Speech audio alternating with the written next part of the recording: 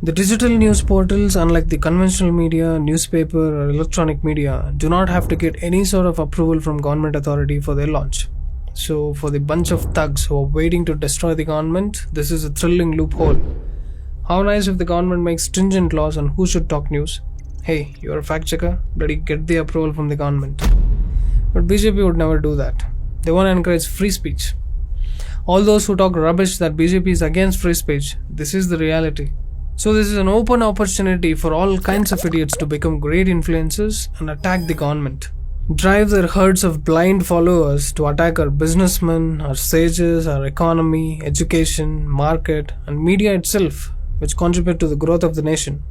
A large number of such thugs have consolidated under an umbrella called DIGIPUB.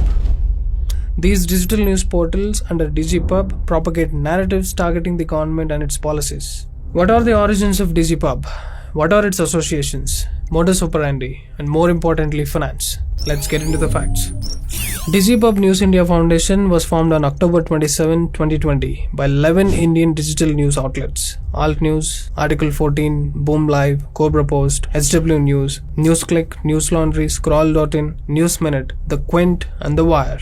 The formation of these associations came at a time when the Union government expressed the desire to regulate digital media through IT Rule 2021. Within a short duration, DIGIPUB has become the largest association of digital news outlets in the country, having 111 constituent members at present, 11 founding members, 81 portals, and 19 individual commentators. Its membership is open to digital-only news organizations, freelance journalists, and commentators who run a digital news channel or a social media handle but may not have an incorporated company. Here's a list of thugs associated with DIGIPUB. Take a screenshot and preserve this. You must go through it and stop watching these portals and tell your friends that these are fake news portals. And also, when you watch or read content online, please make a habit to check the logos or names of their handles. If it belongs to anyone in this list, then take it for granted that it is anti-Indian and has zero credibility. Preserve this list in your mobile phones. Keep it handy. Share it with friends. This gang is a staunch critic of BJP government and involved in creating narratives against the ruling dispensation. The similarity among these members is that they either left or had to leave mainstream media and join DIGIPUB. It affirms the fact that DIGIPUB is the preferred choice of averse freelance journalists. It is the DIGIPUB constituent portals which have been critical on issues like poor handling of COVID pandemic, vaccine strategy, abrogation of Article 370, farm laws, CAA, demonetization, Pegasus issue, hijab ban controversy, and all kinds of nonsense that we have seen till now. They are the ones responsible for creating havoc and unrest in the country. I can give you 100% assurance that the country would be peaceful if we eliminate DIGIPUB. Okay, how dangerous DIGIPUB is. Look at their outreach. This is a depiction of social media influence of prominent anti-government portals comprising of prominent individuals. These portals are culminating into an alternative source of news than the conventional media.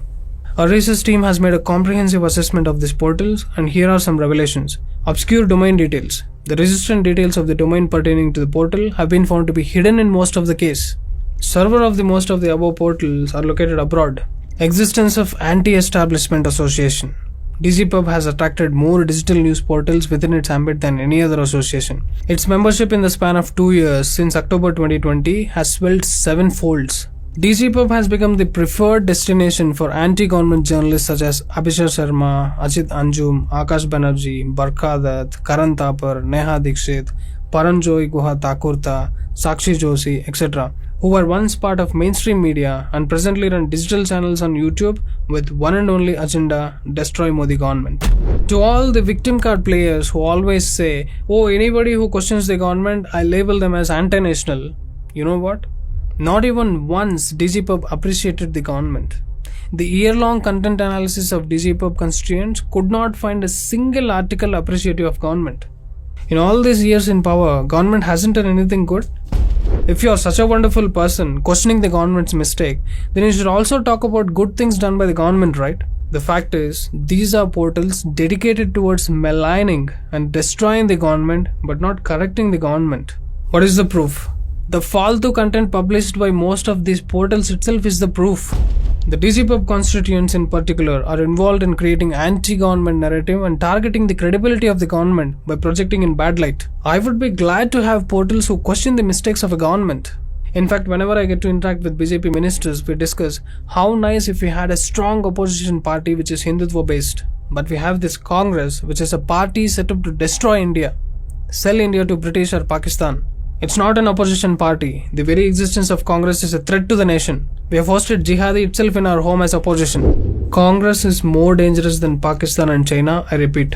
Anyways, to reconfirm my point that DIGIPUB is anti-national, just look at the Twitter handle. Not even a single tweet appreciating the government or sharing some government activity. What does it mean?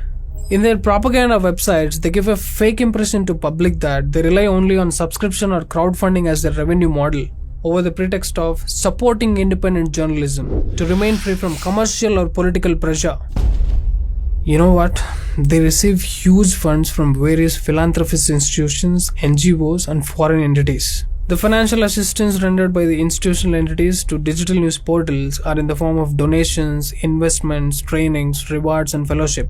And these institutional entities are particularly based in India and US. The major part of the funding is in the form of donations. The constituents of DIGIPUB have been major beneficiary of institutional donations compared to others.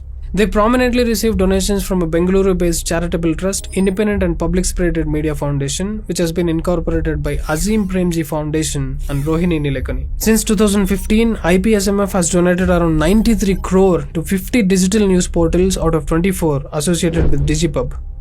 This is their philanthropy is all about, promoting portals destroying India. The DIGIPUB constituents also received investments from US-based dubious organizations such as Omedia Network and Open Society Foundations. In September 2021, Government of India had put a restriction on these NGOs for funding Indian entities or individuals without prior clearance from MHA. Open Society Foundation belongs to George Soros. I have said enough about George Soros. When we exposed George Soros 2 years back, including the whole list of NGOs and people trying to destroy the nation, they got my video deleted and trolled me. But anyways, I'm so happy now to see a lot of news portals carry the news today that George Soros is a threat to India. This international villain is a prime donor of various foreign organizations such as Reporters Without Border, Global Investigative Journalism Network, Vidam Institute, Sherpa, which portrays India into bad light. RSF, through World Press Freedom Index, projects India to be a dangerous place for plasticizing journalism. The Wire had carried Pegasus investigation along with Amnesty International, which too receives funding from OSF. The Sweden-based Vidam Institute, in its Democracy Report 2022, has projected India as electoral autocracy. The French NGO Sherpa had filed complaint against the Rafale deal. DIGIPUB constituents are receiving funding from foreign institutions, which in turn receive funding from OSF and Omedia Network. Facebook, under its Facebook journalism project for fact-checking, has collaboration with 4 DIGIPUB constituents such as Quint, Boom Live, Fact Crescendo, and Newsmeter. Does it mean to say all the Facebook users are anti-nationals? Don't be silly. Don't be that silly. I have no reach on Facebook. All my pages got unpublished. This is how corrupt Facebook is. They are not neutral. They are 100% anti-Indian. DIGIPUB is not merely functioning as an association, it has also been incorporated as a company, DIGIPUB News India Foundation, with registered office and all. It has emerged as a cohesive force, having capabilities to galvanize various national and international organizations in its supports. Whenever its constituents face any administrative action from government agencies, such as FIR, IT or ED surveys, the whole ecosystem comprising of human rights activists, academicians, literatures, journalist bodies such as Press Council of India, Editors Guild of India, come forward and issue statement denouncing the action, hold signature campaigns, and lead social media campaigns to propagate freedom of press being curbed by the Indian government. Here comes the most dangerous thing. It is assessed that, expecting government backlash over their anti-government narrative, these portals realize the need of setting up a legal network of their own. Hence, DIGIPUB intends to constitute legal aid centers through crowdfunding. In this pursuit, the portals such as Bar and Bench, the Leaflet, would be having fundamental role as these constituents maintain close contact with activist lawyers. Besides, lawyers such as Indira Jaisingh, Vrinda Grover, Anand Grover, Colin Gonsalves, Apar Gupta, Prashant Bhushan, Sautik Banerjee, Abhinav Atre are most likely to be associated in this endeavor as they have been already working in cohesion with DIGIPUB constituents. Moreover, the constituents of DIGIPUB often invite legal interns having legal background for recruitment and training purpose. DIGIPUB members are being probed by central agencies over charges of financial irregularities. NewsClick is facing a money laundering case based on an FIR lodged by Delhi police, alleging that PPK NewsClick Studio Private Limited received an FDI of 9.59 crore from Worldwide Media Holdings LLC, USA, during the financial year 2018-19.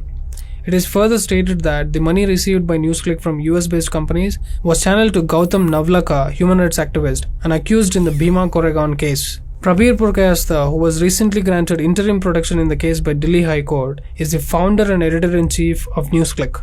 He is also the vice chairperson of DIGIPUB and also the person managing the social media accounts of Communist Party of India. News Laundry was raided by Income Tax Department on September 10, 2021 over the charges of tax evasion. In September 2020, IT Department has conducted a raid on the premises of HW News for alleged tax violations. Delhi Police is investigating embezzlement of funds of Alt News. DIGIPUB's first chairperson is Dhane Rajendran. General Secretaries are Ritu Kapoor of Quint and Abhinandan Sekri of News Laundry. Here is the list of key provocateurs of digital media outlet associated with DIGIPUB. I'm not sure whether YouTube will let this video survive. Whole bunch of leftist gang will attack and mass report this video. I'm okay if you download and upload in your portals. It has to go viral. Please take a few moments, like, share and write your comments.